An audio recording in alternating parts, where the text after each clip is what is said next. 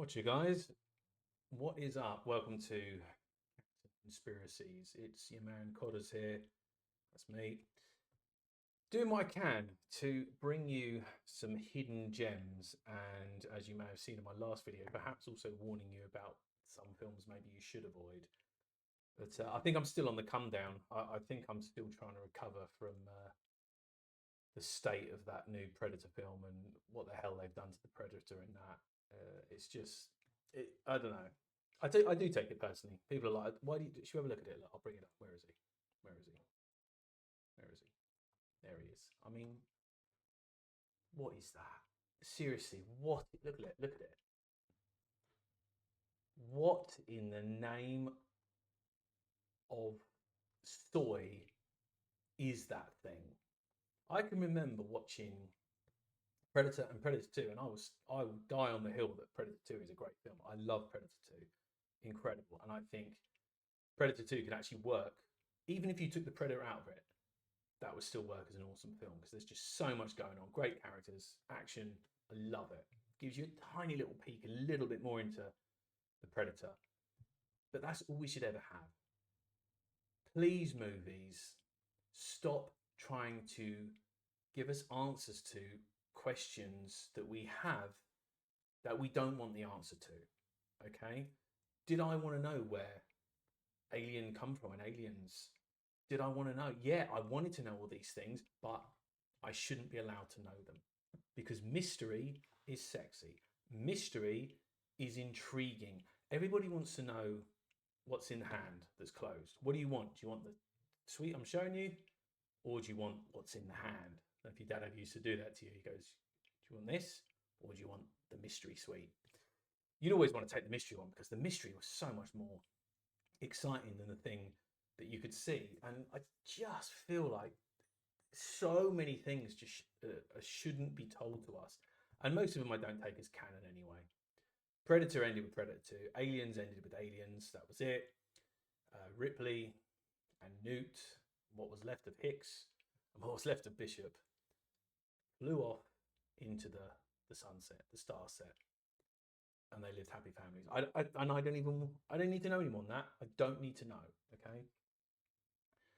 So yeah, as I was saying, like with Predator, I can remember with Predator and Predator 2, when I first watched Predator, I knew very little. You have to remember there wasn't like internet and stuff around back then, so I hadn't seen any images of what Predator actually looked like.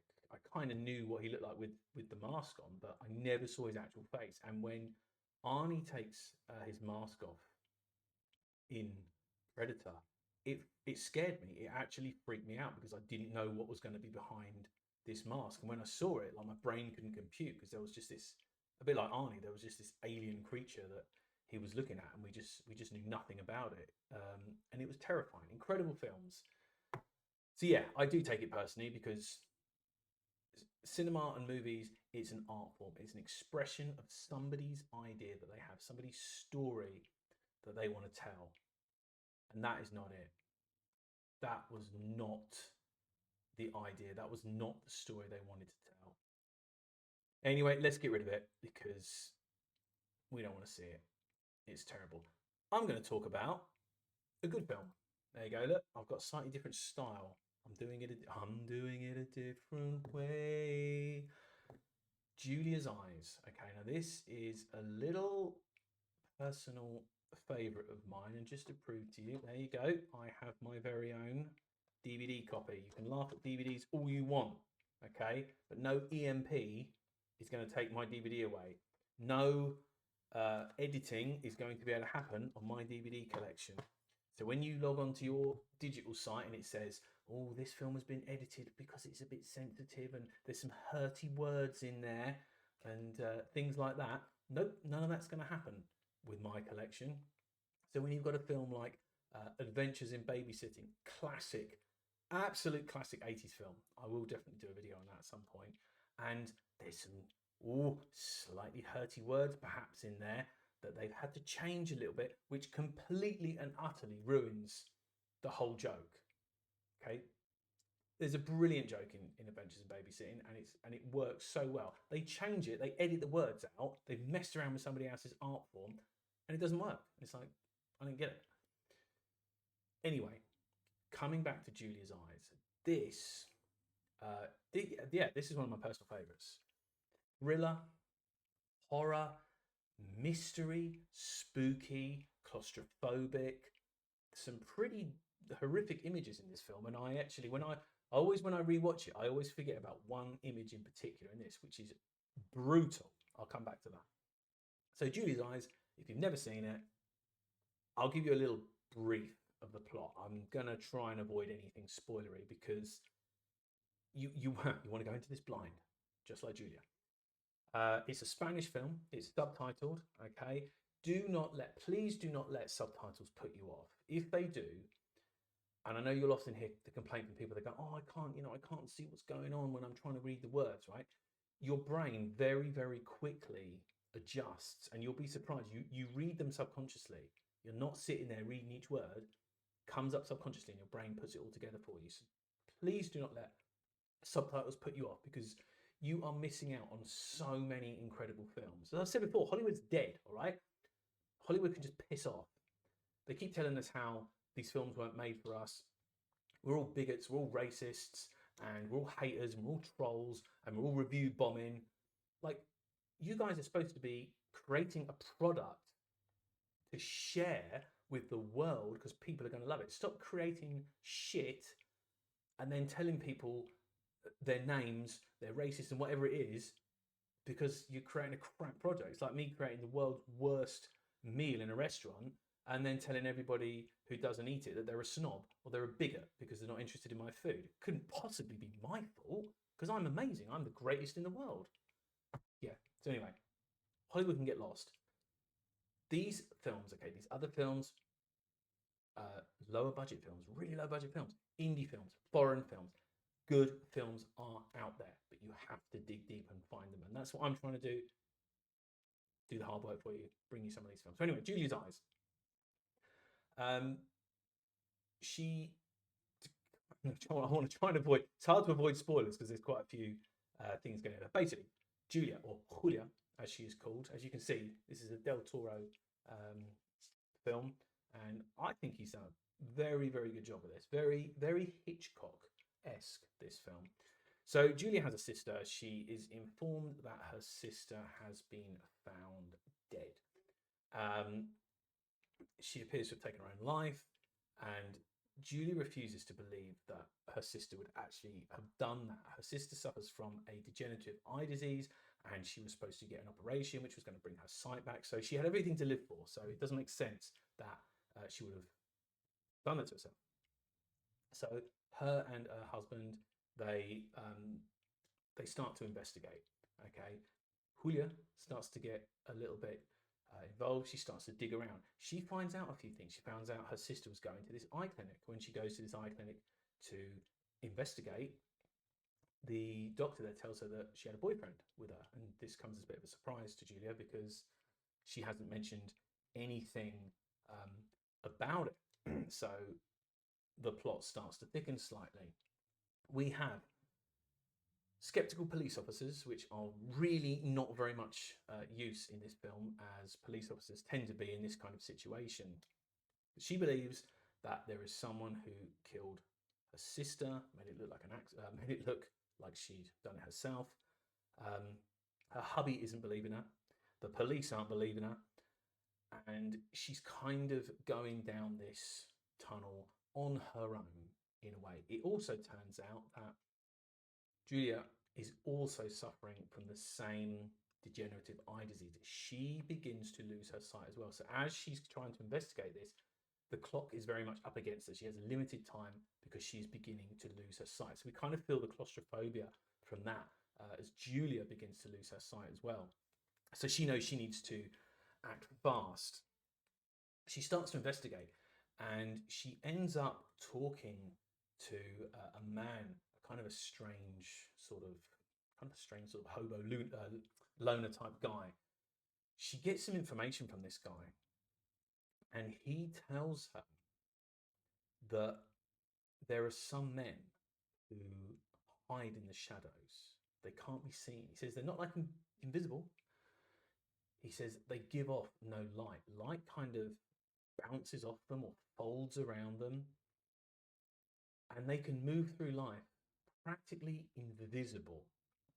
And while this is going on, we get a really cool little section where we see from a sort of point of view angle, we see this guy who we can only assume perhaps is our bad guy. As he moves through this restaurant, he's going through doors, he's moving through tables full of people. All of these things he's doing, you see it from his point of view, and nobody pays any attention. They all sort of like move around him, almost as if he is invisible, almost as if he doesn't exist.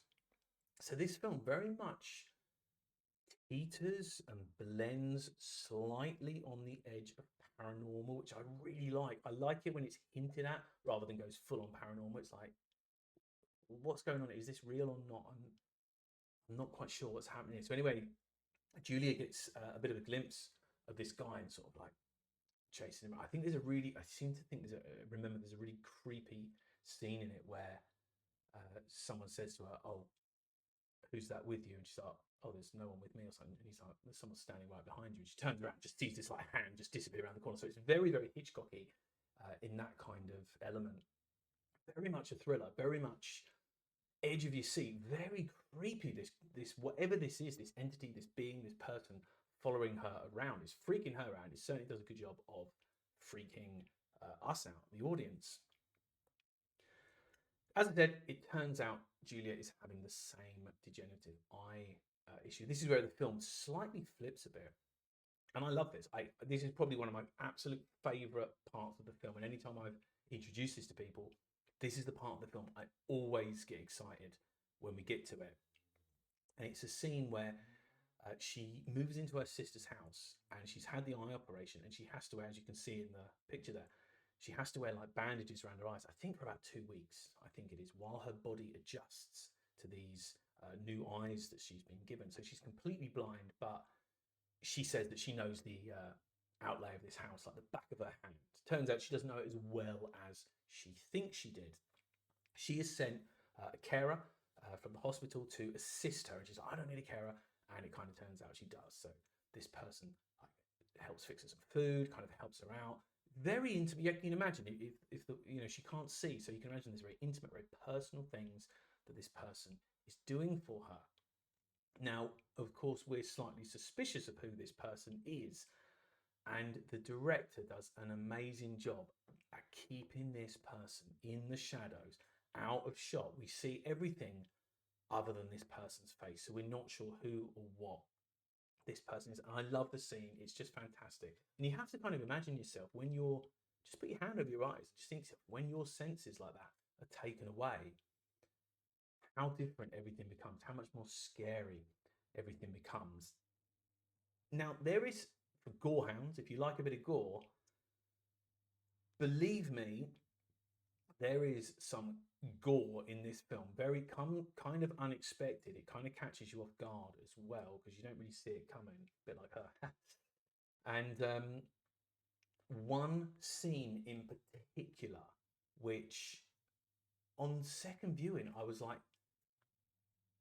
how is this scene done? It's extremely close. I'm just going to say it involves eyeballs and needles. That's all I'm going to tell you. How is this scene done? I was like, that is so detailed and close up, like proper freaky, nasty stuff. So yeah, absolutely great, great scene there with the needles. Really, really nasty.